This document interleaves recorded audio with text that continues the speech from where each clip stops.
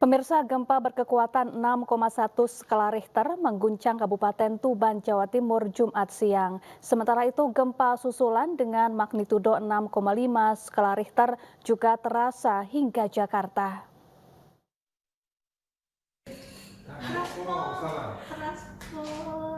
Gempa berkekuatan magnitudo 6,5 skala Richter mengguncang Kabupaten Tuban, Jawa Timur. Pusat gempa diketahui berada di 130 km timur laut dengan kedalaman 10 km. Iya, gak usah lah ya. Tahu di mana ini? Getaran gempa juga terasa hingga wilayah Jakarta.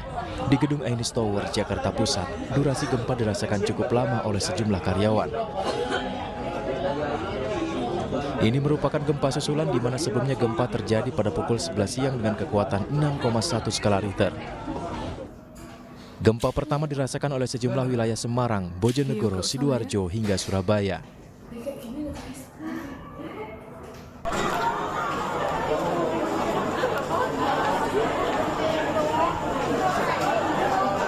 Di Rumah Sakit Umum Daerah Sosodoro, Jatikusumo, Bojonegoro, Jawa Timur, sejumlah pengunjung dan pasien panik berlarian keluar gedung saat gempa terjadi. Setelah berhasil keluar, beberapa pengunjung masih bertahan di depan rumah sakit, sedangkan yang lainnya pergi meninggalkan rumah sakit.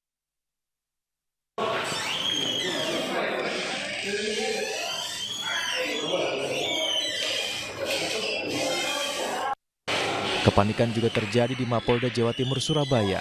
Anggota kepolisian dan warga berlarian keluar gedung saat gempa mengguncang. Tim Liputan iNews melaporkan. Ya, untuk membahas lebih lanjut terkait gempa bumi yang terjadi di Tuban, sudah bergabung bersama kami Kepala Pusat Gempa Bumi dan Tsunami BMKG, ada Pak Daryono. Selamat malam, Pak Daryono. Selamat malam, Mbak. Ya, Pak Daryono, mohon dijelaskan terkait gempa yang terjadi di Tuban yang tadi getarannya terasa hingga Jakarta. Iya, jadi dua gempa signifikan yang terjadi hari ini. Satu pukul 11 lebih 22, yang satu pukul 15 lebih 52 menit. Ini merupakan rangkaian gempa, dan kalau kita menghitung aktivitas hingga saat ini, sudah lebih dari 54 kali gempa. Dan ini merupakan fenomena yang menarik karena kawasan yang saat terjadi gempa merupakan kawasan dengan kegempaan rendah atau low seismicity. Ini menarik karena memang jarang terjadi gempa sesignifikan ini selama ini. Dan kalau kita melihat dari kedalamannya, kemudian juga mekanisme sumbernya, maka kita menyebut gempa ini merupakan gempa kerak dangkal atau shallow crustal earthquake yang dipicu aktivitas sesar aktif di tempat tersebut. Kira-kira bisa tadi berada di sebelah barat Pulau Bawean di laut dengan jarak sekitar 37 km. Nah, ini sebenarnya patut kita syukuri karena yang pertama, gempa yang terjadi itu kekuatannya tidak sampai kepada threshold atau ambang batas gempa yang bisa memicu tsunami. Karena gempa yang memicu tsunami itu kebanyakan berada di skala magnitudo 7 ke atasnya. Nah, kemudian yang kedua, gempa ini memiliki mekanisme sumber atau patahan geser atau mendatar. Nah, gempa dengan tipe ini sangat jarang memicu tsunami dan karena tidak mengganggu kolom air laut secara signifikan ya. Namun demikian, karena gempa ini cukup kuat goncangannya, kekuatan mencapai 6,5, maka gempa ini menimbulkan kerusakan bangunan rumah di sedang syuting, Pak, sedang syuting. Jadi kerusakan yang terjadi cukup banyak rumah di Pulau Bawean, dan kalau kita melihat skala intensitas di wilayah tersebut mencapai 5 hingga 6. Artinya memang gempa ini menimbulkan kerusakan ringan hingga sedang. Namun demikian di pesisir utara Bali,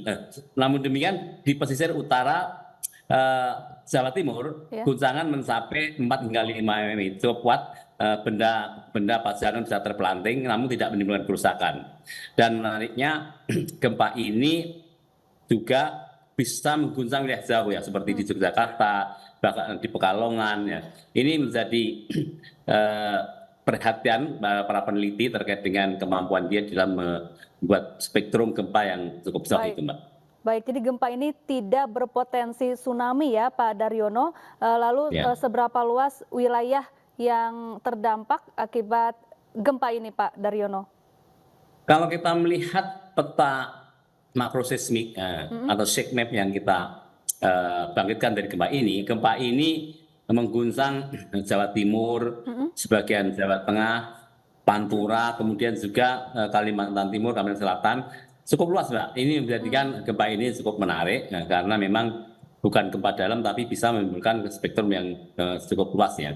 Namun demikian tampaknya gempa ini masih akan diikuti gempa susulan sehingga BMKG akan terus memantau aktivitas ini dan kita belum tahu ke belakang ini seperti apa, tapi yang pasti kita dengan cermat ingin terus mengawal aktivitas ini, memonitor dan kita segera menyampaikan informasi pada masyarakat dan stakeholder.